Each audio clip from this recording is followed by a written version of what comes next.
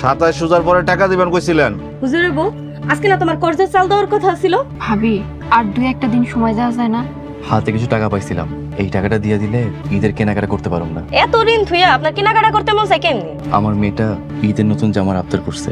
অত কথা শুনতে চাই না, আজকে হেনতে টাকা না নিয়ে আমি যামই না।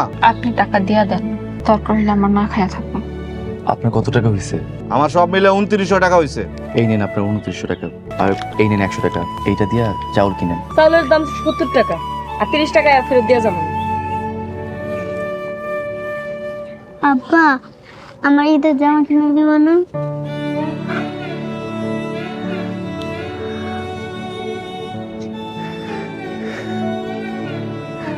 থাক আব্বা, আমার ঈদের জামা লাগবে না।